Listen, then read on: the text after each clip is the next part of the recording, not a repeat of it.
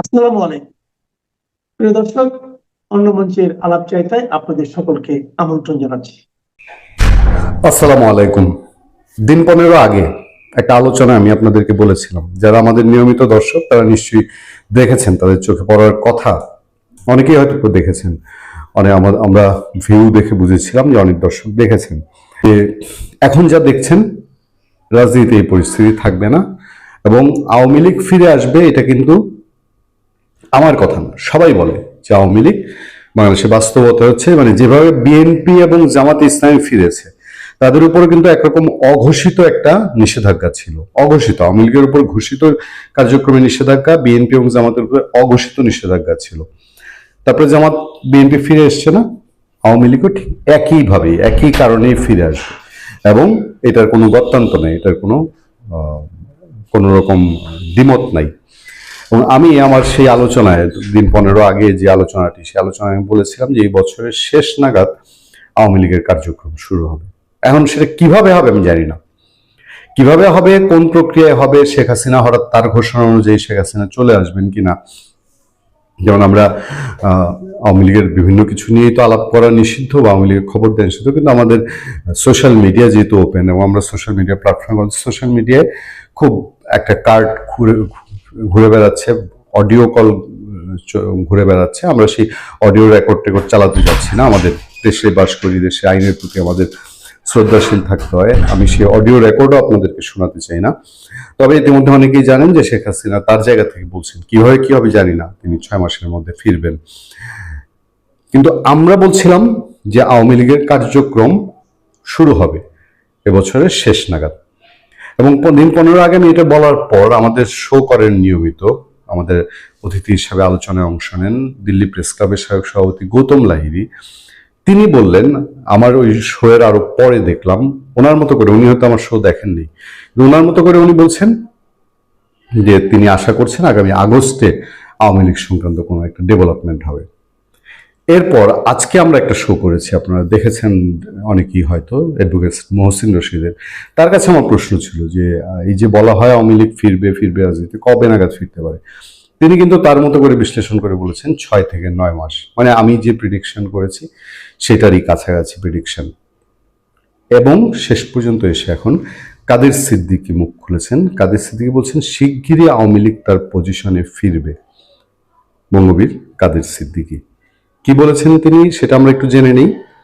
আওয়ামী লীগ তার পজিশনে ফিরবে জানিয়ে কৃষক শ্রমিক জনতা লীগের প্রতিষ্ঠাতা বঙ্গবীর কাদের সিদ্দিকী বলেছেন, আল্লাহকে হাজির নাজির জেনে বলে যাচ্ছি, আগামী কয়েকদিনে কয়েক মাসে আওয়ামী লীগ তার পজিশনে যাবে। কিন্তু শেখ হাসিনার নেতৃত্বে আওয়ামী লীগ যা করে গতিচ্যুত হয়েছে তা যদি করে আওয়ামী লীগ আবার ডুববে। সম্প্রতি কালের কণ্ঠে আয়োজিত নিয়মিত টকশোতে এসব কথা বলেন তিনি। বঙ্গবীর বলেন, আওয়ামী লীগ বাংলাদেশের জন্ম দিয়েছে। বঙ্গবন্ধু শেখ মুজিব বাংলাদেশের রাষ্ট্রের পিতা। যারা শেখ হাসিনার সরকারে ছিলেন, যারা অতিরিক্ত করেছেন, দেশে আইন শৃঙ্খলা আছে, আইনের বই আছে, সংবিধান আছে, সেই অনুসারে তাদের বিচার হবে। দরকার পড়লে শেখ হাসিনারও বিচার হবে। কিন্তু দলীয়ভাবে নিষিদ্ধ করা, কার্যক্রম বন্ধ রাখা, এটা যারা করেছেন তারাই অন্যায় কাজ করেছে। প্রধানমন্ত্রী তারেক রহমানকে রাষ্ট্র পরিচালনায় পরামর্শ দিয়ে কাদের সিদ্দিকী বলেন, বিএনপি যদি শেখ হাসিনার নেতৃত্বে যেভাবে সরকারটা চলেছিল সেভাবে চলে, তাহলে তারেক রহমানের সরকার ডুববে। মানুষের কথা শুনতে হবে, মানুষকে বিশ্বাস করতে হবে এবং মানুষের বিশ্বাস অর্জন করতে হবে। কাদের সিদ্দিকী যে জায়গাটা বলছেন যে নিষিদ্ধ করে থাকলেও যে আওয়ামী লীগের আল্লাহকে হাজির নাজির জেনে বলে যাচ্ছি, আগামী কয়েকদিনে কয়েক মাসে আওয়ামী লীগ তার পজিশনে যাবে। কিন্তু শেখ হাসিনার নেতৃত্বে আওয়ামী লীগ যা করে পরিচিত হয়েছে তা যদি করে আবার আওয়ামী লীগ ডুববে। আওয়ামী লীগের মধ্যে নিশ্চয়ই অনুশোচনা আছে, রিয়েলাইজেশন নাই তা হবার কথা না। কারণ এত বড় ধাক্কা খাওয়ার পর যদি রিয়েলাইজেশন না হয় তাহলে এর চেয়ে দুর্ভাগ্য আর কিছু না। কিন্তু ওই যে কোথায় যেন, কেন যেন চারদিকের প্রেডিকশন, কাদের সিদ্দিকী বলেন, গৌতম লাহিড়ী বলেন, মহসিন রশিদ বলেন এবং আমাদের এই প্রিডিকশনটা কোথা থেকে যেন মিলে যাচ্ছে। এবং আমি নিশ্চিত যে গোয়েন্দারাও এ নিয়ে খোঁজ খবর রাখেন, কনফার্ম খোঁজখবর রাখেন যে কেন এই আলাপ উঠছে হঠাৎ করে যে আওয়ামী লীগ আগস্টে আসবে বা শেখ হাসিনা 6 মাসের মধ্যে আসবে বা আওয়ামী লীগ খুব দ্রুত সময় আসবে 6 থেকে 9 মাসের মধ্যে আসবে। এগুলো নিয়ে নিশ্চয়ই চলছে, আর বিশ্লেষণ চারদিকে হচ্ছে। তবে ফেরাটা মনে হয় এখন আসলে সময়ের ব্যাপার হয়ে গেছে। আপনি যেটা বলেন, প্রথমে আপনার দর্শকদেরকে শুভেচ্ছা, সালাম, নমস্কার দিয়ে রাখি। আপনি যে প্রশ্নটা করেছেন যে সীমান্তে যে হত্যা হচ্ছে, এটা হত্যা না করে তাদের জেলে নিলেই তো হয়। আপনার কথা শুনে মনে হইলো যে ঘরে যদি চোর আসে, ডাকাত আছে, ছেচ্চর আছে, লম্পট আছে, এদের জামাই আদরে ঘরে জায়গা দেওয়ার দরকার, এদের চর থাপ্পড় দেওয়ার দরকার কি? বিষয়টা এরকম। আপনি কি জানেন যে গতকাল 135 টাকার মাছ চুরির জন্য পিটিয়ে মেরে ফেলা হয়েছে বাংলাদেশি নাগরিক? আপনি কি জানেন যে গাজীপুরে পরশুদিন 3 জনকে পিটিয়ে মেরে 2 জন নাকি 3 জনকে পিটিয়ে মেরে ফেলা হয়েছে গরু চুরির কারণে? তাহলে আপনি কেন আপনার দেশের মধ্যে গরু চোর, 130 টাকার মাছ চোরকে পিটিয়ে মেরে ফেলেন? না আপনি যদি এখন ভারতের সেনাবাহিনীকে পরামর্শ দেন, তারা কেন জামাই আদর করে না? এটা বিষয়টা কেমন হয়ে গেল? এখন বলবেন আন্তর্জাতিক আইনের দোহাই দিবেন। ঠিক আছে, ভালো কথা। আন্তর্জাতিক আইনে তো আপনি গুলি করতে পারেন না। তা আন্তর্জাতিক আইন তো দূরের কথা, বাংলাদেশের আইনেই তো আপনি বর্ডার ক্রস করতেই পারেন না।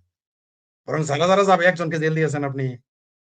আপনার দেশে এই যে যে 15 জন গিয়েছিল, 2 জন মারা গেছে, 13 জন ফিরে আসছে। বাংলাদেশের আইনে তো আপনি তাদের জেল দিবেন। কারণ তারা বাংলাদেশের ভূমি অবৈধ উপায়ে বাংলাদেশের ভূমি থেকে অন্য জায়গায় চলে গেছে। এটা বাংলাদেশ আইনেই তার জেল হয়। আপনি জিজ্ঞেস করেন, যারা বিডিআর চাকরি করে জিজ্ঞেস করেন, উকিলকে জিজ্ঞেস করেন, যে কোনো উকিল, যে কোনো সীমান্তরক্ষীকে জিজ্ঞেস করেন, বাংলাদেশ আইন এটা অবৈধ। আপনার সাথে যে আমার এত খাতির, আমার ভাতিজা বা আমার ভাগিনা বা আমার জামাই যদি রাইতের একটা সময় আপনার গ্রামে ঢুকে পড়ে একটা সময়, ভাই আমার এলাকায় আমি পাখি শিকার করতে গিয়েছিলাম রাতের বেলা। আমাদের ডাকাত বলে প্রায় মেরে ফেলছিল আমাদের। অল্পের জন্য রক্ষা পেয়ে যায়। আমার সাথে ছিল রোমান তালুকদার নামে এক ছেলে, আমার মোস্ট জুনিয়র। সে আর আমি, শিকারের নেশাটা আমার, সে আমার মোস্ট জুনিয়র হলেও তার কাছ থেকে পেয়েছে। আমি সেখানে একটা সময় আমার শিকারে লেগেছে, পাখি শিকার করতে গিয়েছি। আমরা বেঁচে গেছি কেন জানেন? কাকতালীয় ভাবে আমরা যে হাই স্কুলে পড়তাম, Rani Dinmoni model pilot high school, Sarishabari, সে শিক্ষক ছিলেন একজন বারিক, আব্দুল বারি কমান্ডার নামে আমাদের ইংরেজি শিক্ষক। কাকতালীয় ভাবে তার যেখানে আমরা আটকে গেছি, আটকে ফেলেছে, মেরে ফেলবে, সেইখানে সেই স্যারেরকে যখন আমরা বলছি বাড়ি কোথায়, সিমলা বাজার, সরিষাবাড়ি, তো বলছে যে আমাকে, তোমার শিক্ষকের নাম বলো। তো আমি বললাম 4-5 জনের নাম বলছি। বলছে আরো বলো।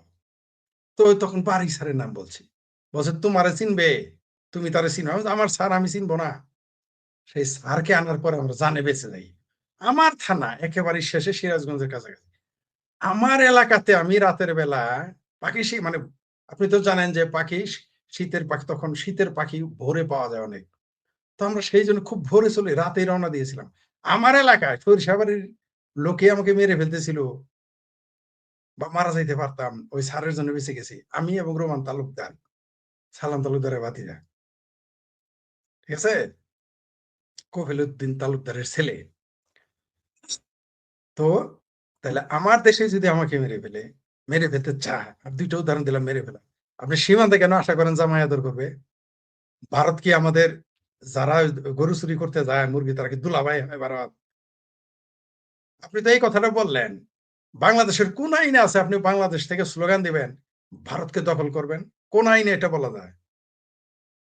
কোন আইনে বলা যায় যে শুভেন্দু অধিকারীকে আপনি মেরে ফেলবেন? কোন আইনে বলা যায় আপনি মিছিল করতে করতে বলবেন নরেন্দ্র মোদীকে মেরে ফেলবেন? প্রকাশ তো বলতেছে বাংলাদেশের লোক। কোন আইনে আপনি বলবেন যে জেহাদ করে ভারত দখল করবেন? কোন আইনে বলেন আপনি?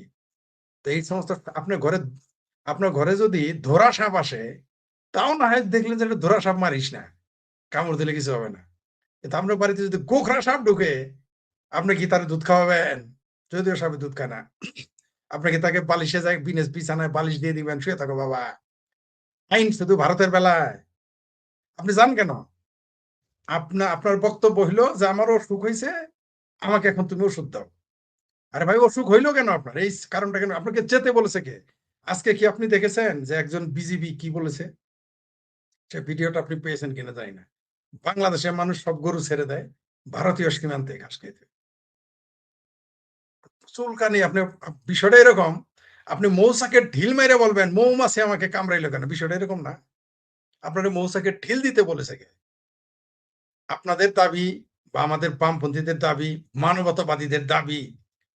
ভালো কথা, আপনার সাথে আমি একমত, সীমান্তে হত্যা হবে কেন? আপনি যান কেন? ভারত তো গরুর মুত খাওয়ার দেশ, তাই না?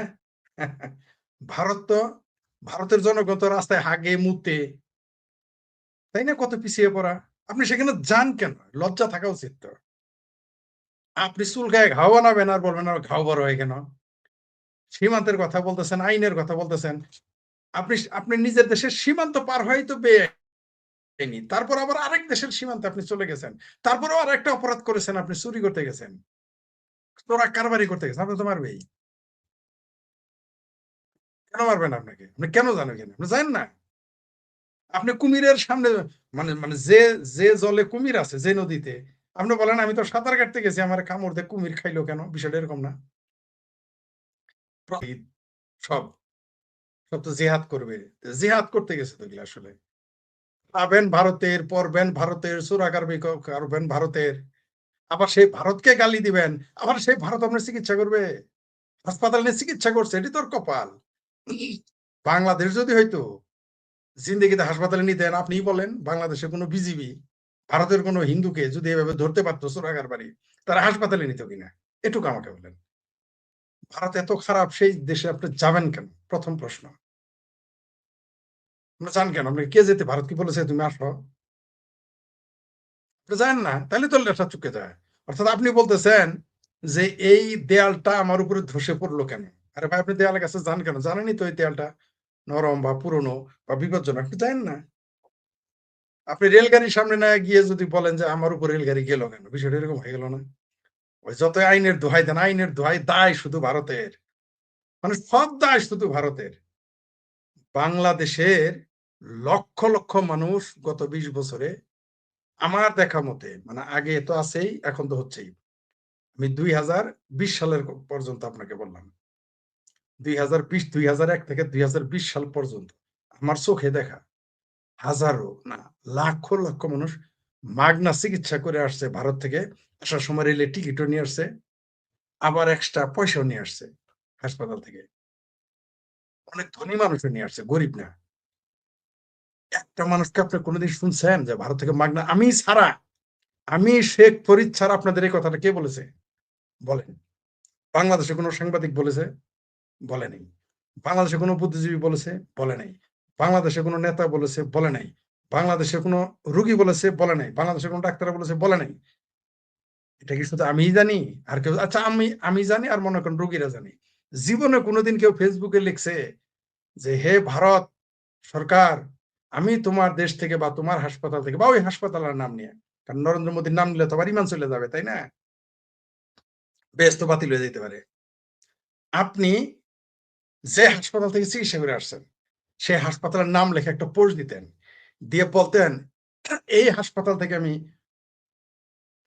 ফ্রি অফ কস্টে চিকিৎসা করে আসছি। আজ পর্যন্ত শুনেছেন কোনোদিন কোন বাংলাদেশি মুসলমান এটা বলেছে? মুসলমানের কথা কি বলবো, হিন্দুরাই তো বলে নেই। বাংলাদেশি হিন্দুরাও তো বলে নেই চিকিৎসা করে এসে মাগনা। আমি আপনাদের প্রথম জানিয়েছি। দেখে মনে করছেন বুদ্ধিজীবীরা জানে না? জানে, কিন্তু তারা বলবে না। কারণ ভাষণের এইখানে কি বলবো আর, আমরা তো কৃতজ্ঞ, অকৃতজ্ঞ জাতি। আমরা উপকারের উপকার স্বীকার করি না, ৭১ও স্বীকার করি নাই। ৭১ আমাদের ১ কোটি মানুষকে খাইয়েছে পরিয়েছে, ওটা নয় তোমার। তারা বলে যে এটা তার লাভে করছে। তো ভারতে যায় যে মাগনা চিকিৎসা করে আসলা, ভারতে ৩ বেলা খাইলা, আসার সময় রেলের টিকিট, বিমানের টিকিট, বাসের টিকিট, না সরি বিমানের টিকিট দেয় কিনা যায়নি, কিন্তু রেলের টিকিট দেয় এটা আমি জানি। তুমি বাসের টিকিট নিয়ে আসলা, রেলের টিকিট নিয়ে আসলা, নিয়ে বাংলাদেশে আসলা, এটাও কি ভারতের লাভ? ৭১ কথা নয় ভারতের লাভ, মুক্তিযুদ্ধে ভারত সব নিয়ে গেছে, ওইটা কারা নিয়ে গেছে? আমি ভারতের, এই যে ভারতের নিয়ে যত কথা বলে, একটা বার মানে বিষয়টা এরকম, আপনার ছেলে গাঁজা খায়, আমি বিচার দিলাম, আপনার সাথে গাঁজা খায়, মদ খায়, ইয়াবা খায়, আপনি বলেন যে মানে ওইটার কোনো আলাপই নাই, আমি বলছি তার দোষ হয়ে গেছে। সীমান্তে আপনি যায়েন না, আপনি আগুনে হাত দেন কেন? আপনি আগুনে হাত দিয়ে বলবেন আমার হাত পুড়তেছে, আপনাকে চুলার ওখানে যাইতে বলছে কে?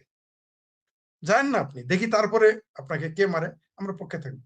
এখন আন্তর্জাতিক আইনের দোহাই দিবেন, আন্তর্জাতিক আইনে ইউনূস কিভাবে বলতে পারে সেভেন সিস্টার ভেঙে ফেলবে? আন্তর্জাতিক আইনে মৌলবীরা কিভাবে বলে ভারত দখল করবে?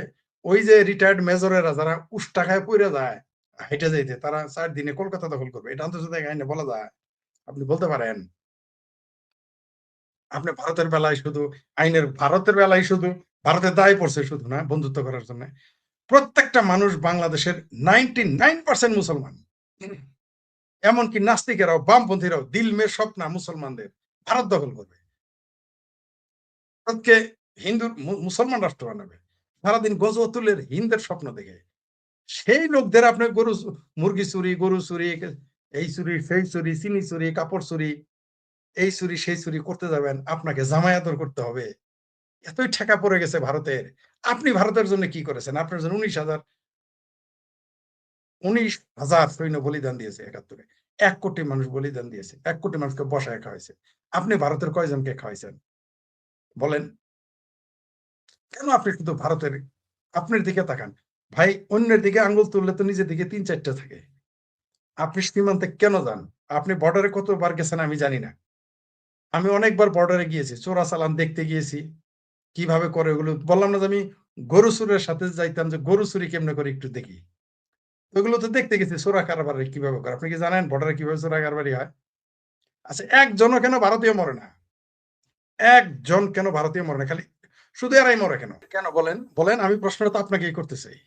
কেন তারা মরে না? কারণ 2 পক্ষই তো চোরা কারবারি। ওইখানে তো সব সাধু বাবা, সব সোয়ামীজি বইসা নাই। তারাও তো চোরা তারা মরে না কারণ তারা ভুলেও বাংলাদেশের বর্ডার ক্রস করে না। ভুলেও না। তারপরে মারবেন কেমনে? তারা ক্রসই করে না বর্ডার। আর এরা আমাদের জামালের ভাষায় বিগ বিগায় ভাব দেখে, দেখেন না ভিডিও যারা করে সীমান্তে যে গিয়ে বিএসএফ এর গালি দেয়, ইন্ডিয়ান মেয়েদের ছবি তুলে। কারণ এরা তো জীবনে কোনোদিন, মানে এরা তো মেয়ে মানুষ তো স্কুল ড্রেসের চোখে দেখে না। কারণ এখন তো স্কুল কলেজে সব তাম্বু পরে যায়, কালা ধলা নীল, নীল কালা লাল কালার। এমনকি ইউনিভার্সিটি তো এখন জুব্বা পরে যায় মেয়েরা, চোখ ছাড়া কিছুই দেখা যায় না পেছার মতো। তো মেয়ে মানুষ দেখার জন্য ভারতীয় সীমান্তে যায় ছবি তুলতে। তো এগুলো করতে গেলে ফাইজলামি করলে আপনার ফাইজলামি জবাব পাবেন না আপনি। ওটা তো নো ম্যানস ল্যান্ড। ওইখানে আপনি আপনি যেটা বললেন যে গুলি করবে না, এটা তো বললেন না। আচ্ছা ঠিক আছে, গুলি করার আইন নেই। ওটা তো নো ম্যানস, ওইখানে তো আপনি যেতেই পারবেন না, আইনই নেই। আমি জীবনে 2 বার নো ম্যানস ল্যান্ড ইচ্ছা করে গেছি। ঝুঁকিপূর্ণ ছিল। তখন তরুণ ছিলাম। যারা শুনেছে, যারা আমার মেন্টর, তারা বলছে এগুলো নিয়ে জীবন নিয়ে ফাজলামি চলে না। এগুলো করতে পারো না। আমাদের তো গুলি করে নাই। কারণ কি? আপনার অ্যাটিটিউডটা কি? ওরা দেখেই তো আপনাকে সন্দেহ করবে। আপনি দেখবেন যারা চোরা কারবারি তাদের প্রথমত ভারতীয়রা ভয় পায় তাদের দেশের নিরাপত্তার জন্য। চোরা কারবারিতে কোনোদিন দেশের নিরাপত্তা ভগ্ন হয় না। সেখানে ট্যাক্স কম বেশি হয়। যদি আপনি ড্রাগ চোরা কারবারি না করেন, অস্ত্র চোরা কারবারি না করেন, তাহলে ওই দেশের জন্য ট্যাক্স ফাঁকি দেওয়া। কিন্তু তারা তো নিরাপত্তার জন্য তারা উদ্বিগ্ন থাকে ভারত। কারণ জানে বাংলাদেশের সব জেহাদি, সব জঙ্গি। এই ভয়ে ভারত তটস্থ থাকে। সেই জন্য তারা কখনো ভুল করে, কখনো ইচ্ছে করে করবেই তো। আপনি চান না। আপনি চান না। আপনি সীমান্তে যায়েন না, যেভাবে ভারতের একজনও মরে না, আপনিও মরবেন না। কিন্তু আপনি যাবেন চুল গায়ে ঘাও বানাইতে, আপনি তো মারা যাবেন। আপনাকে তো মারবেই। আপনি আপনার ভাইকে জায়গা দেন না বাসায়, বোনকে জায়গা দেন না, দিনের বেলায় ঢুকতে দেন না, গেট তালা দিয়ে রাখেন। আর রাতের বেলায় আপনি যাবেন, আপনাকে জামাই আদর করবে ভারত। এই আশা কেন করেন? আমার তো মাথায় এটা ঢুকে না। যে সমস্ত সিংহবামেরা বলে, যে সমস্ত মৌলবীরা বলে, আইন বিশারদরা বলে, কেন তারা একবারও বলে না যে সীমান্তে যাওয়া বেআইনি, তুমি যেও না? একবারও কেন এই কথাটা আজ পর্যন্ত বলে নাই? বাংলাদেশে কোনো বুদ্ধিজীবী, কোনো লেখক, কোনো মৌলবী, কোনো সাংবাদিক এই কথাটা কেন একবারও বলে না যে সীমান্ত ক্রস করা বাংলাদেশের আইনে অবৈধ? ভারতের আইন প্রশ্ন পড়ে। আপনি আপনার খালাতো ভাই তো দূরের কথা, মায়ের পেটের ভাইয়ের বাড়িতে গেলেও দরজা নক করে যাইতে হয়, অনুমতি নিয়ে যেতে হয়। আর আজকাল তো আগে ফোন করে যাইতে হয়, নাহলে পাওয়া যায় না। বা পোলারে পায় না, পোলা বাপের পায় না। আর আপনি সীমান্তে চলে যান চেল চেলাইয়া, ইয়ার কি পাইছেন না? 1 কোটি লোক ভারতে বৈশা খাবেন, লাখো লাখো মানুষ বিনা মাগনা চিকিৎসা করে আসবেন ভারত থেকে। আবার 1 কোটি লোক সীমান্তে চোরাকার বাড়ি করে খাবেন, আর সারাদিন কোরাস গাইবেন ভারতের বিরুদ্ধে, নরেন্দ্র মোদীর বিরুদ্ধে, শুভেন্দুর বিরুদ্ধে। সেই ভারত যে আপনার এখনো কিছু বলে নাই, এর জন্য আলহামদুলিল্লাহ বলেন। যে তারা সীমান্ত ক্রস করে আমাদের হেডকোয়ার্টার আর্মি উড়াই দেয় নাই, তারা আমাদের পিডিআর হেডকোয়ার্টার উড়াই দেয় নাই, এর জন্য আলহামদুলিল্লাহ বলেন। আপনি বাংলাদেশের জায়গায় হইলে, ধরে নেন ভারতটা হচ্ছে বাংলাদেশ আর বাংলাদেশটা ভারত, আপনি কি করতেন? এখনই যারা লিল্লা খান, হাঁটতে পারে না রিটায়ার্ড অফিসার, লিল্লাঘর, যারা এতিম, মাদ্রাসায় থাকে এতিম, ভাত পায় না, মানুষের টাকা না পেলে, তারা বলে যে আমরা 1 কোটি যায় ভারত দখল করে নেব হইলে ফেলে। তাহলে ভারতের মতো যদি শক্তিশালী বাংলাদেশ থাকতো, আর ভারতটা বাংলাদেশের সমান থাকতো, এই বাংলাদেশের পৃথিবীর মানচিত্রে পাওয়া যেত 24 ঘন্টার মধ্যে। এই জন্য বারবার বলি যে আমাদের কপাল ভালো, আমাদের বাপ দাদা 14 গোষ্ঠীর কপাল ভালো যে ভারতের মতো একটা শক্তিশালী নিরীহ রাষ্ট্র আমরা পাইছি, নইলে আমাদের অস্তিত্ব থাকতো না। আর তবে সম্ভাবনা আছে এখন। আগের ঘোষণা অনুযায়ী ভারতের পশ্চিমবঙ্গ আর বাংলাদেশ সীমান্তের যে অঞ্চলে কাঁটাতারের বেড়া নেই, সেখানে বেড়া দেওয়ার সিদ্ধান্ত নিয়েছে পশ্চিমবঙ্গে বিজয়ী বিজেপি সরকার। পশ্চিমবঙ্গের নতুন মুখ্যমন্ত্রী শুভেন্দু অধিকারী তার মন্ত্রিসভার প্রথম বৈঠকেই সিদ্ধান্ত নিয়েছেন সীমান্তে বেড়া দিতে ভারতীয় সীমান্তরক্ষী বাহিনী বিএসএফকে ৪৫ দিনের মধ্যে জমি হস্তান্তর করবে রাজ্যটি। আবার এরই মধ্যে অবৈধ অনুপ্রবেশকারী বাংলাদেশিদের সম্পর্কে তথ্য চেয়ে রিমাইন্ডারও পাঠিয়েছে ভারত সরকার। ভারতের দাবি এ নিয়ে হাজারেরও বেশি বার বাংলাদেশের কাছে তথ্য চেয়ে কোনো তথ্য পায়নি দেশটি। বিজেপি পশ্চিমবঙ্গে জেতার পর পুশিং করলে এরই মধ্যে পাল্টা জবাব দেওয়ার বার্তা দিয়ে ফেলেছেন বাংলাদেশের পররাষ্ট্রমন্ত্রী। 11 মে পশ্চিমবঙ্গের ক্যাবিনেটের সিদ্ধান্ত জানার পর ঢাকা যে প্রতিক্রিয়া দেখিয়েছে, সেটাতেও দেখা যাচ্ছে দুই দেশের সম্পর্কের মধ্যে অস্থিরতা তৈরি হয়েছে। প্রশ্ন হলো, সীমান্তে বেড়া দেয়া নিয়ে অতীতে সব সরকার আমলই কম বেশি সীমান্তে দুই দেশের মধ্যে ব্যাপক উত্তেজনা দেখা দিয়েছিল। এমনকি দেশ দুটির সীমান্তরক্ষী বাহিনীর মধ্যে রক্তক্ষয়ী সংঘর্ষ হয়েছিল। বিশ্লেষকদের আশঙ্কা, ভারত যদি সিঙ্গেল রো ফেন্সের বদলে সীমান্তে অ্যান্টি কাটা ও অ্যান্টি ক্লাইম্বের মতো অত্যাধুনিক বেড়া দেওয়া শুরু করে, তাহলে উত্তেজনা অনেক দূর গড়াতে পারে। ভারতীয় সূত্রগুলো বলছে পশ্চিমবঙ্গের নতুন সরকার অত্যাধুনিক ফেন্সিং এর দিকেই ঝুঁকবে। আর তাহলে ভারতের মোদী সরকারের সাথে বাংলাদেশের তারেক রহমানের নতুন সরকারের মধ্যে সম্পর্কের যে টুইস্ট দেখা গিয়েছিল, সেই টুইস্ট নতুন করে আবারও ঘটার আশঙ্কা বেশি। গত শতাব্দীর 60-এর দশকে বাংলাদেশের নাম ছিল পূর্ব পাকিস্তান। তখন ভারতের আসামে বিভিন্ন দলের বেশ কিছু রাজনীতিবিদ দাবি তুলেছিলেন পূর্ব পাকিস্তান থেকে অবৈধ অনুপ্রবেশ ঠেকাতে সীমান্তে দেওয়াল বা বেড়া জাতীয় কিছু বসানো হোক। তখন সে দাবি আলোর মুখ দেখেনি, কিন্তু 1985 সালে ভারতের কেন্দ্রীয় সরকার আর আসামের সিভিল সোসাইটি গোষ্ঠীগুলোর মধ্যে আসাম শান্তি চুক্তি স্বাক্ষরিত হয়। এর ঠিক বছর খানেকের মধ্যেই ভারত সরকার পার্লামেন্টে ঘোষণা করে তারা বাংলাদেশের সঙ্গে 4000 কিলোমিটারেরও বেশি দীর্ঘ সীমান্তের পুরোটা জুড়ে কাঁটাতারের বেড়া বসানোর সিদ্ধান্ত নিয়েছে। ভারতে তখন প্রধানমন্ত্রী রাজীব গান্ধীর কংগ্রেস সরকার, আর বাংলাদেশে ছিল জেনারেল এরশাদের নেতৃত্বে সামরিক শাসন। হঠাৎ করে বাংলাদেশ সীমান্তে কাঁটাতারের বেড়া দেওয়ার এই সিদ্ধান্তের পেছনে আসাম শান্তি চুক্তির যে একটা বড় ভূমিকা ছিল, তাতে কোনো সন্দেহ নেই। কারণ ওই চুক্তিতে বলা হয়েছিল ভবিষ্যতে অনুপ্রবেশ রুখতে আন্তর্জাতিক সীমান্তে প্রাচীর, কাঁটাতারের বেড়া কিংবা অন্যান্য বাধা স্থাপন করে সেটিকে আরো সুরক্ষিত ও নিশ্চিদ্র করে তোলা হবে।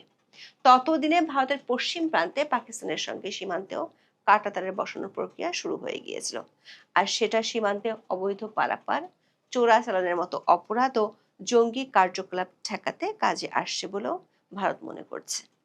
পূর্ব সীমান্তেও একই প্রক্রিয়া অনুসরণ করার পেছনে সেটাও ছিল একটা বড় কারণ।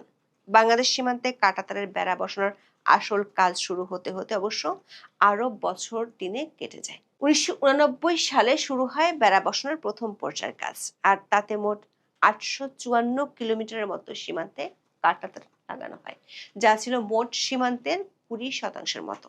পরে 2000 সালে ভারত কাঁটাতারের বেড়া বসানোর দ্বিতীয় পর্যায়ে অনুমোদন করে, আর এই ধাপে আরো ২,৪৩০ কিলোমিটার সীমান্তে বেড়া বসানোর লক্ষ্যমাত্রা ঠিক করে। তবে ২০০৫ সালের ৩১শে জানুয়ারি পর্যন্ত সেই টার্গেটের অর্ধেকই কেবল পূরণ করতে পেরেছিল দেশটি। তার মানে হলো বাংলাদেশ সীমান্তে কাঁটাতারের বেড়া বসানোর সিদ্ধান্ত নেওয়ার প্রায় 4 দশক পরে এসেও ভারত সেই কাজ আজও পুরোপুরি শেষ করতে পারেনি। দর্শক, ভারত ও বাংলাদেশের মধ্যকার সীমান্ত কেবল একটি বিভাজন রেখা নয়, এটি বিশ্বের অন্যতম জটিল এক রেখা হিসেবে দেখা হয়। 4096.7 কিলোমিটার দীর্ঘ এই আন্তর্জাতিক সীমান্তটি দৈর্ঘ্যের দিক থেকে বিশ্বের 5ম বৃহত্তম এবং দক্ষিণ এশিয়ার দীর্ঘতম। ভারতের 5টি রাজ্য বাংলাদেশের সাথে সীমান্ত ভাগ করে নিয়েছে। রাজ্যগুলো হলো পশ্চিমবঙ্গ, ত্রিপুরা, মিজোরাম, মেঘালয় ও আসাম। ভারতের কেন্দ্রীয় স্বরাষ্ট্র মন্ত্রণালয় 2024-25 সালের হালনাগাদ তথ্য অনুযায়ী 3,232 কিলোমিটারের বেশি সীমান্ত ইতিমধ্যে সুরক্ষিত করা সম্ভব হয়েছে। তবে বাকি প্রায় 865 কিলোমিটারের মধ্যে 175 কিলোমিটার অঞ্চলকে নন ফিজিবল বা বেড়া দেওয়ার অনুপযোগী হিসেবে চিহ্নিত করা হয়েছে। এই অনুপযোগী অঞ্চলের মধ্যে রয়েছে পাহাড়ি নদী, জলাভূমি এবং দুর্গম জঙ্গল, যেখানে ভারত কিছুদিন আগে বিষধর সাপ ও কুমির ছেড়ে দেওয়ার পরিকল্পনা করেছিল। ভারতের সাথে বাংলাদেশের সবচেয়ে বড় সীমান্ত হলো পশ্চিমবঙ্গের সাথে, যার দৈর্ঘ্য প্রায় 2,216.7 কিলোমিটার। এর মধ্যে 569 কিলোমিটার অরক্ষিত সীমান্তের মধ্যে একটি বড় অংশ মালদা, মুর্শিদাবাদ এবং উত্তর 24 পরগনা নদীমাতৃক ও ঘনবসতিপূর্ণ অঞ্চল, যা অনুপ্রবেশের জন্য সবচেয়ে সুবিধাজনক পথ হিসেবে দীর্ঘদিন ধরে আলোচিত। এতদিন পশ্চিমবঙ্গের দীর্ঘ সীমান্ত ব্যবস্থাপনা সবসময় সবচেয়ে বড় চ্যালেঞ্জ হিসেবে বিবেচিত হয়েছে ভারত সরকারের কাছে, কারণ পশ্চিমবঙ্গের কৌশলগত এবং রাজনৈতিক পরিস্থিতির কারণে একটি বড় অংশ এতদিন উন্মুক্ত ছিল। বিশেষ করে 456 কিলোমিটার এলাকা ফিজিবল বা বেড়া দেওয়ার উপযোগী হওয়া সত্ত্বেও জমি অধিগ্রহণের জটিলতায় থমকে ছিল। শুভেন্দু অধিকারীর সরকার এখন এই 464 কিলোমিটারও বেশি এলাকায় দ্রুত জমি হস্তান্তরের প্রক্রিয়া শুরু করেছে। এর আগে মমতা বন্দ্যোপাধ্যায়ের তৃণমূল সরকার বিএসএফ এর এখতিয়ার বাড়ানো এবং স্থানীয় কৃষকদের জীবিকার দোহাই দিয়ে জমি হস্তান্তরে অনীহা দেখিয়েছিল, যাকে বিজেপি তোষণ নীতি এবং অনুপ্রবেশের প্রশ্রয় হিসেবে দেখত। সোমবার 11 মে কলকাতায় এক সংবাদ সম্মেলনে এই গুরুত্বপূর্ণ সিদ্ধান্তের কথা জানান রাজ্যের নবনিযুক্ত মুখ্যমন্ত্রী শুভেন্দু অধিকারী। গত শুক্রবার দায়িত্ব গ্রহণের পর প্রথম মন্ত্রিসভার বৈঠকে এই অনুমোদন দেওয়া হয়। পশ্চিমবঙ্গের মুখ্যমন্ত্রী জানিয়েছেন, জমি হস্তান্তরের প্রক্রিয়া আজ থেকে শুরু হয়েছে এবং আগামী 45 দিনের মধ্যে তা শেষ করা হবে। শুভেন্দু অধিকারীর সরকার যে 127 কিলোমিটার জমি দ্রুত হস্তান্তরের প্রতিশ্রুতি দিয়েছে তা মূলত পশ্চিমবঙ্গের 9টি সীমান্ত জেলায় ছড়িয়ে আছে। এর আগে চলতি বছরের জানুয়ারিতে কলকাতা হাইকোর্ট মমতা বন্দ্যোপাধ্যায়ের রাজ্য সরকারকে সীমান্তে কাঁটাতারের বেড়া নির্মাণের জন্য 9টি জেলায় বিএসএফ কে জমি হস্তান্তরের নির্দেশ দিয়েছিলেন। এই জন্য 31শে মার্চ পর্যন্ত সময়সীমা বেঁধে দিয়েছিলেন আদালত। এই জমি হস্তান্তরের বিলম্বের জন্য মমতার সরকারকে কলকাতা হাইকোর্ট ও রাজ্য সরকারকে তিরস্কার করেছিল। ভারতের সাম্প্রতিক বিধানসভা নির্বাচনে প্রধানমন্ত্রী নরেন্দ্র মোদী ও স্বরাষ্ট্রমন্ত্রী অমিত শাহর প্রচারণার অন্যতম প্রধান ইস্যু ছিল বাংলাদেশ থেকে অনুপ্রবেশ এবং পশ্চিমবঙ্গে অবৈধ অভিবাসীদের উপস্থিতি। পশ্চিমবঙ্গে বিজেপি জেতার পরপরই দলটির ঘোষণা অনুযায়ী সীমান্তে কাঁটাতারের বেড়া দেওয়ার প্রক্রিয়া শুরু করেছে এবং 45 দিনের মধ্যে জমি দিবে রাজ্য সরকার। বিশ্লেষকরা মনে করছেন, এ নিয়ে অতীতের মতোই দেশ দুটির মধ্যে উত্তেজনা বাড়বে, যেটি শুরু হবে সীমান্তরক্ষী বাহিনীগুলোর মধ্যে। অতীতে এই ধরনের বেশ কয়েকটি উত্তেজনাকর পরিস্থিতি তৈরি হয়েছিল, এমনকি রক্তক্ষয়ী সংঘর্ষ হওয়ারও রেকর্ড আছে। এমনকি যে আওয়ামী লীগের সাথে ভারতের সবচেয়ে ভালো সম্পর্ক বলে কথিত আছে, সেই আওয়ামী লীগ আমলেও সীমান্তে বেড়া দেয়া এবং অনুপ্রবেশ ইস্যু নিয়ে অদৃশ্য কিছু বিরোধ ছিল। 2019 সালের 9 আগস্ট ভারতের স্বরাষ্ট্রমন্ত্রী অমিত শাহের সাথে বৈঠকের পর ঢাকায় ফিরে বাংলাদেশের তখনকার স্বরাষ্ট্রমন্ত্রী আসাদুজ্জামান খান বিবিসিকে বলেছিলেন, ভারত সীমান্তের পুরোটাতেই কাঁটাতারের বেড়া নির্মাণ করতে চায়। আওয়ামী লীগ আমলে দিল্লির ওই বৈঠকে অনুপ্রবেশ ইস্যুতে কোনো ঐক্যমত্য না হয় কোনো যৌথ বিবৃতি দেওয়া হয়নি। তখন দুই দেশে আলাদা আলাদাভাবে বক্তব্য তুলে ধরা হয়েছিল। আওয়ামী লীগ আমলে 2023 সালের 31শে জানুয়ারি দিনাজপুরের হিলি সীমান্তে বিএসএফ কাঁটাতারের বেড়া নির্মাণের চেষ্টা করলে বিজিবি বাধা দেয়। এই ঘটনায় সীমান্তে দুই বাহিনীর মাঝে উত্তেজনাকর পরিস্থিতির সৃষ্টি হলে মুখোমুখি অবস্থান নেয়। আওয়ামী লীগের পতনের পর মোহাম্মদ ইউনূসের আমলেও একই পরিস্থিতি তৈরি হয়েছিল। 2025 সালের জানুয়ারিতে বাংলাদেশের চাঁপাইনবাবগঞ্জের শিবগঞ্জ উপজেলার চৌকার সীমান্তের ওপারে ভারতের সুখদেবপুর সীমান্তে ভারতীয় সীমান্তরক্ষী বাহিনী বিএসএফ এর কাঁটাতারের বেড়া নির্মাণ নিয়ে উত্তেজনা দেখা দেয়। তখন কুড়িগ্রাম ও নওগাঁ সীমান্তের ওপারেও কাঁটাতারের বেড়া তৈরির চেষ্টা করে বিএসএফ। তখন মোট 5টি পয়েন্টে কাঁটাতারের বেড়া নির্মাণের অভিযোগ করেছিল বাংলাদেশ। এ নিয়ে তখন উত্তেজনা এতটা ছড়িয়েছিল, দুই দেশের পররাষ্ট্র মন্ত্রণালয় পাল্টাপাল্টি হাই কমিশনারকে তলব করেছিল। অতীতে ভারত ও বাংলাদেশের সীমান্তরক্ষী বাহিনীর মধ্যে বেশ কিছু বড় ধরনের সংঘর্ষ হয়েছিল। এর মধ্যে 2001 সালের এপ্রিল মাসের সংঘর্ষ ছিল সবচেয়ে ভয়াবহ। ওই বছরের 16 থেকে 21 এপ্রিল পর্যন্ত মেঘালয় ও আসাম সীমান্তে বিএসএফ এবং তৎকালীন বিডিআর এর মধ্যে যে যুদ্ধংদেহী পরিস্থিতি তৈরি হয়েছিল তা ছিল নজিরবিহীন। ওই ঘটনায় 16 জন বিএসএফ সদস্য নিহত হয়েছিলেন। এই ঘটনা দুই দেশের সম্পর্কের উপর দীর্ঘস্থায়ী নেতিবাচক প্রভাব ফেলে এবং সীমান্তে কাঁটাতারের বেড়া দেওয়ার প্রক্রিয়াকে আরো ত্বরান্বিত করার যুক্তি যোগায় ভারতের জন্য। বিশেষজ্ঞরা মনে করেন, সীমান্তে কাঁটাতারের বেড়া দেয়া নিয়ে দুই দেশের সীমান্তরক্ষী বাহিনী ও সরকারের মধ্যে যে উত্তেজনা অতীতে দেখা গিয়েছিল তার মূল ভিত্তি হলো 1975 সালের joint Indo Bangladesh guidelines for border authorities. এটি হলো ভারত ও বাংলাদেশের মধ্যে 1975 সালে স্বাক্ষরিত সীমান্ত সমঝোতা।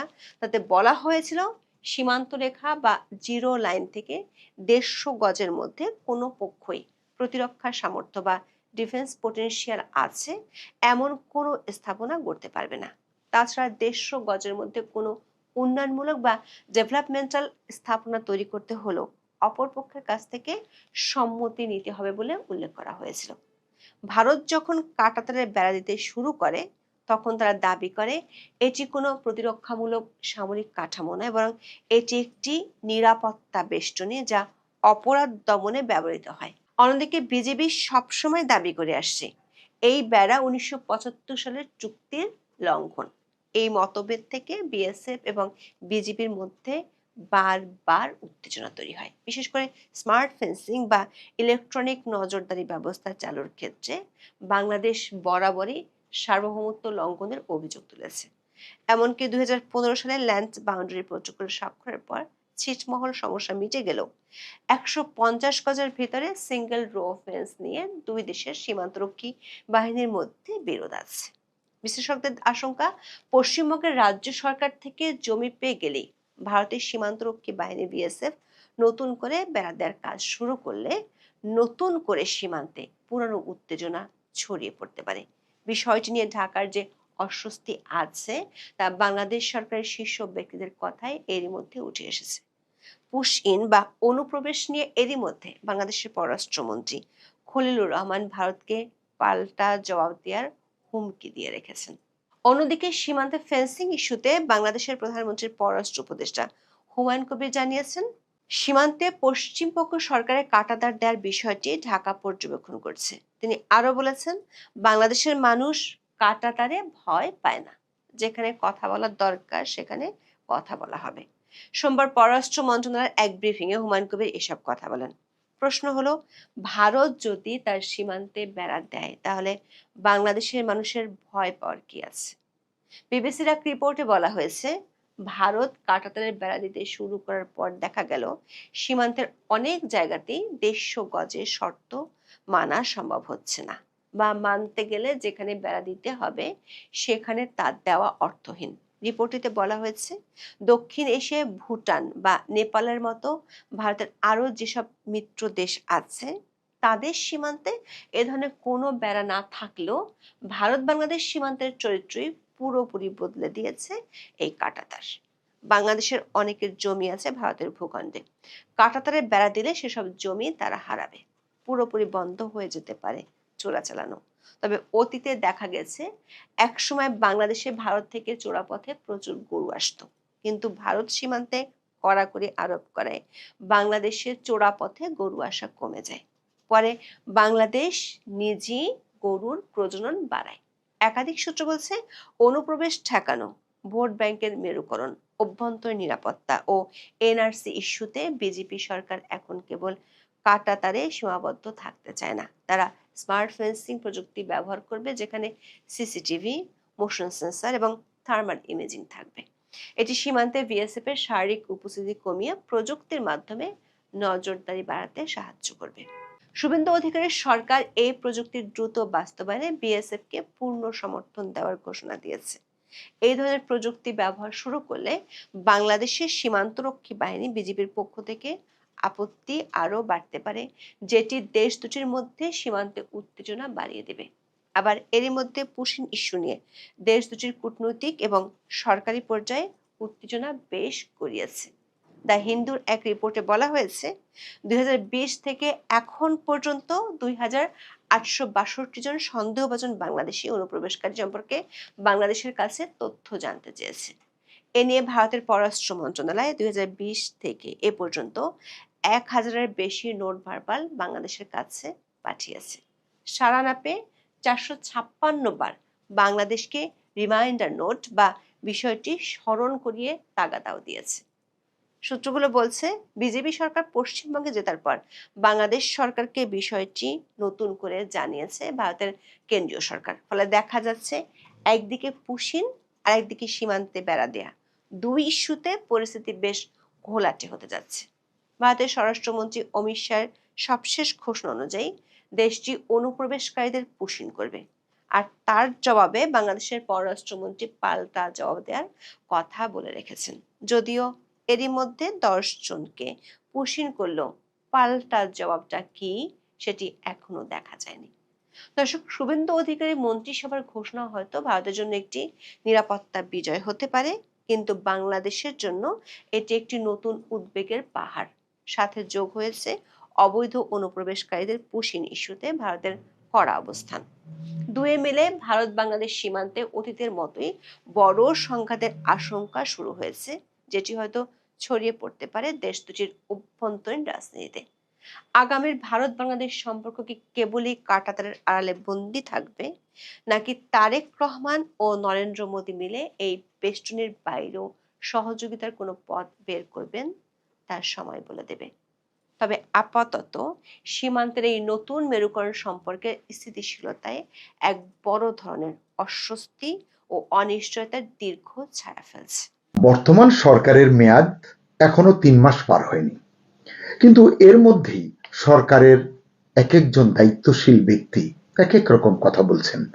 এটি নিয়ে বিস্তারিত এপিসোড করা যায়, আমি সেটি হয়তো করব পরে কোনো এক সময়, কিন্তু আজকে আমি কথা বলতে চাই মব নিয়ে। কারণ মব আপনার আমার জীবনের জন্য বিরাট হুমকি হয়ে দেখা দিয়েছে। আপনারা ইতিমধ্যেই খেয়াল করেছেন যে দেশ জুড়ে একের পর এক হামলা, এখানে সেখানে, কোথাও দেখবেন পিটিয়ে হত্যা, তারপরে আগুন দেওয়া, ভাঙচুর করা, মানে সাধারণভাবে এটাকে আমরা মব বলছি। আপনাদের মনে আছে ইউনূস সরকারের আমলে, মানে অন্তর্বর্তী সরকারের আমলে মোহাম্মদ ইউনূসের মানে প্রধান উপদেষ্টার যিনি প্রেস সচিব ছিলেন, তিনি বলেছেন মব হচ্ছে প্রেসার গ্রুপ, মানে এটা প্রেসার গ্রুপের কাজ। আর এখন একটি নির্বাচিত সরকার, অনেকেই সমালোচনা করছেন, বলছেন সমঝোতার সরকার, অনেকে বলছেন মুচলেকা সরকার। আমি সেই বিতর্কে যাব না। যদি নির্বাচিত সরকারের একজন আইনমন্ত্রী হয়ে তিনি বলছেন mob is a reaction of the people, মানে জনগণের প্রতিক্রিয়া, মানে একটা ঘটনার প্রেক্ষিতে জনগণের মনে হলো এটা করা যায়, ওটা করা যায়, করে দিল, সেটা জায়েজ হয়ে যাবে। আইনমন্ত্রী এটা করতে পারেন, বলতে পারেন। এটি নিয়ে আজকে আসলে কিছু কথা বলবো। তো এখন প্রশ্ন হচ্ছে যে আইনমন্ত্রী কেন, মানে আমার যেটা মনে হচ্ছে আইনমন্ত্রী মবকে হালকা করে দেখাতে চাইছেন। কেন, এর কারণটা কি? আজকের ভিডিওতে আমরা সেটাই আলোচনা করব যে কিভাবে শব্দ বদলে দিলে, মানে একটা শব্দের মানে বদলে দিলে অপরাধের ভয়াবহতা কম দেখানোর চেষ্টা করা যায়, মানে কমিয়ে দেখানোর একটা চেষ্টা করা যায়। আইনমন্ত্রী কেনই চেষ্টা করছেন এটি আমার বোধগম্য নয়। এই অভিযোগটা শুধু আমার নয়, অনেক সাধারণ মানুষ, সচেতন মানুষ আসলে এই অভিযোগটি এখন তুলছেন, সমালোচনাটি করছেন। বিশ্লেষকরা বলছেন এই যে আইনমন্ত্রী যেটা করেছেন এটা শুধু ভাষার পরিবর্তন নয়, তারা বলছেন হয়তো কি ভেবে তিনি করেছেন, কিন্তু এটি ভবিষ্যতের জন্য ভয়ঙ্কর বার্তা হয়ে দেখা দিতে পারে। সম্মানিত দর্শক, মব নিয়ে কথা বলছিলাম যে মব শব্দটা এখন বাংলাদেশের রাজনৈতিক ও সামাজিক বাস্তবতায় অন্যতম আলোচিত শব্দ, এটা আমরা সবাই জানি। কিন্তু আশ্চর্যের বিষয় এখানেই, মব নিয়ে ঘটনা যত বাড়ছে এই শব্দটা মানে মব বা এর মানে আসলে ততটাই বদলে যাচ্ছে ঠিক নিজে নিজে নয়, বদলানো হচ্ছে। প্রভাবশালী কেউ বদলাচ্ছেন, ক্ষমতাসীন কেউ বদলাচ্ছেন। আপনাদের নিশ্চয়ই মনে আছে, ওই যে বলছিলাম সাবেক অন্তর্বর্তী সরকারের প্রধান উপদেষ্টার প্রেস সচিব শফিকুল আলম আপনার বলেছিলেন যে এটা মব নয়, এটা হচ্ছে প্রেসার গ্রুপ। পরে আবার এই ধরনের পরিস্থিতির শিকার তিনি যখন হয়েছিলেন, সোশ্যাল মিডিয়া অনেকে ট্রোল করেছেন যে তিনি প্রেসার গ্রুপ দ্বারা আক্রান্ত হয়েছেন। আমরা এটি চাই না। কেউ মবের শিকার হোক, প্রেসার গ্রুপের শিকার হোক বা জনতার প্রতিক্রিয়ার শিকার হোক, নিশ্চয়ই এটি আপনিও চান না। তাহলে কেন আইনমন্ত্রী মোহাম্মদ আসাদুজ্জামান কেন বললেন মব হচ্ছে জনগণের প্রতিক্রিয়া? এটি শুনতে হয়তো সাধারণ মনে হতে পারে, কাব্যিকও মনে হতে পারে, কিন্তু প্রশ্ন হচ্ছে এটা কি শুধুই ভাষার বদল, নাকি এর পেছনে আছে বড় রাজনৈতিক ও প্রশাসনিক বার্তা, নিজস্ব সরকারের বা বিএনপির সরকারের কোনো পরিকল্পনা? আমরা দেখেছি যে গত প্রায় 2 বছরে বাংলাদেশে মব সহিংসতা এই শব্দটা, দুটো শব্দ ভয়াবহভাবে সামনে এসেছে। অনেকে দেখবেন সোশ্যাল মিডিয়ায় নোবেল বিজয়ী মোহাম্মদ ইউনূসকে মব সর্দার বলে চিহ্নিত করে। তার আমলে মব যথেচ্ছ বিস্তার লাভ করেছে। তিনি বা তার সরকার এ বিষয়ে কোনো মনোযোগ দেননি, বরং সোশ্যাল মিডিয়ায় এমন ভিডিও পাওয়া যায় তিনি অনেককে উস্কে দিয়েছেন যে কোনো সময় পরাজিত শক্তি চলে আসতে পারে, তারা যে শুধু এখানে আসবে সরকারকে ধরবে তা নয়, তারা কিন্তু গ্রামে তোমার পাশে আপনার পাশে যেতে পারে, তাহলে সেক্ষেত্রে সতর্ক হতে হবে। মানে পরোক্ষভাবে তিনিও কিন্তু মবকে উস্কে দিয়েছেন। এরকম ভিডিও কিন্তু আপনাদের কাছে আছে, আমার সংরক্ষণেও আছে। যাই হোক, আমরা যদি সাম্প্রতিক কিছু ঘটনার কথা একটু বলি, আপনাদের নিশ্চয়ই মনে আছে প্রথম আলো ভবনে হামলা হয়েছে, আগুন দেওয়া হয়েছে, ডেইলি স্টারে হামলা করা হয়েছে, ছায়ানট, উদীচী এবং এছাড়া একাধিক সাংস্কৃতিক অনুষ্ঠান পণ্ড করে দেওয়া হয়েছে। মানে একটা দল গেছে গিয়ে পণ্ড করে দিয়েছে, আক্রমণের শিকার হয়েছে এই প্রতিষ্ঠানগুলো বা এই অনুষ্ঠানগুলো। এরপর আপনারা দেখেছেন যে দেশের এখানে সেখানে মানে একটা ছুতনাতা তৈরি করেই মাজার ভেঙে দেওয়া হয়েছে, বলদের উপরে হামলা করা হয়েছে, মৃত্যু পর্যন্ত ঘটেছে এবং মানুষকে ধর্ম অবমাননার মিথ্যা অভিযোগ তুলে পিটিয়ে হত্যা করা হয়েছে। নিশ্চয়ই আপনাদের মনে আছে, আগুন দিয়ে মারা হয়েছে দীপু দাসকে। এছাড়া আরেকটু যদি মনে করিয়ে দিই, ঢাকা বিশ্ববিদ্যালয়ে তোফাজ্জল হোসেনকে পিটিয়ে হত্যা করার কথা নিশ্চয়ই আপনাদের মনে আছে, খাইয়ে দাইয়ে তারপরে তাকে মারা হয়েছে। জাহাঙ্গীরনগরে এমন ঘটনা ঘটেছে, রংপুরে ভ্যানচোর সন্দেহে 2 জনকে পিটিয়ে হত্যা করা হয়েছে। এই যে ময়মনসিংহে দীপুচন্দ্র দাসকে হত্যা করে তার মরদেহে আগুন দেওয়া হলো, সরকার, প্রশাসন, আইন, আদালত কতটা আসলে কাজ করেছে? তাহলে আপনার ক্ষেত্রে যখন ঘটবে, আমার ক্ষেত্রে যখন ঘটবে, কি হবে? এর ব্যাখ্যা কি হবে? এখন এটিকে তো আরো সরলীকরণ করে দিলেন আইনমন্ত্রী। একজন বললেন প্রেসার গ্রুপ, এখন ইনি বলছেন জনতার প্রতিক্রিয়া। এখন সংঘবদ্ধ মানুষের প্রতিক্রিয়াকে আপনি কিভাবে আইনের ক্ষেত্রে এটিকে ধরবেন, বিচার করবেন? অনেক বড় একটা ফাঁক তৈরি হচ্ছে এখানে।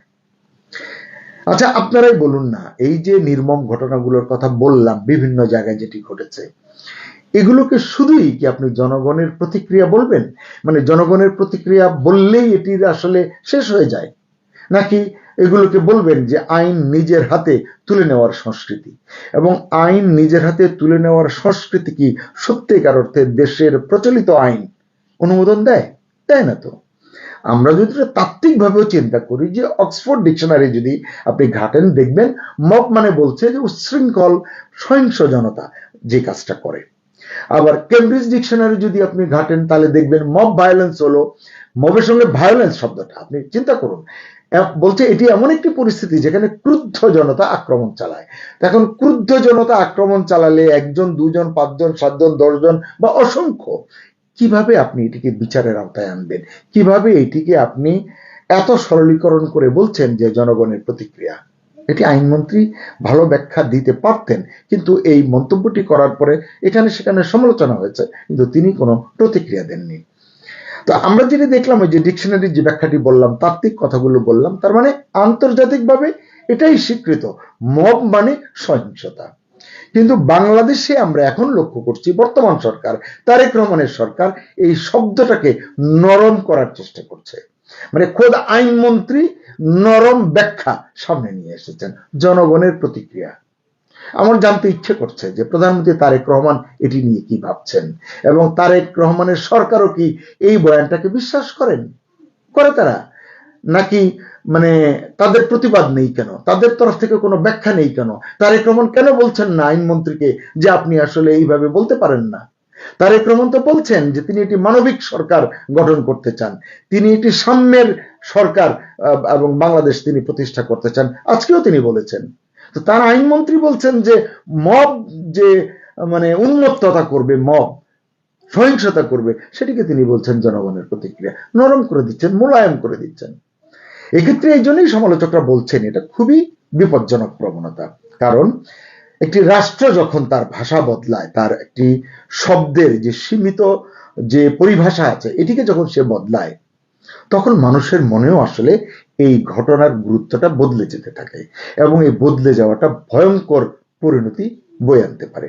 যেমন ধরুন একটা ছোট্ট উদাহরণ, আপনারা নিশ্চয়ই জানেন যে ধর্ষণ শব্দটা, আপনাদের মনে আছে ইউনূস সাহেবের একজন পুলিশ কমিশনার, সম্ভবত শেখ সাজ্জাদ আলী, তিনি বলেছিলেন সাংবাদিকদেরকে যে বা মানবাধিকার কর্মীদেরকে যে ধর্ষণ শব্দটা আপনারা লিখবেন না, শুনতে নাকি ওনার খুব খারাপ লাগে। তিনি বলেছেন এটি নারী নির্যাতন লিখুন, নারী নিপীড়ন বলুন।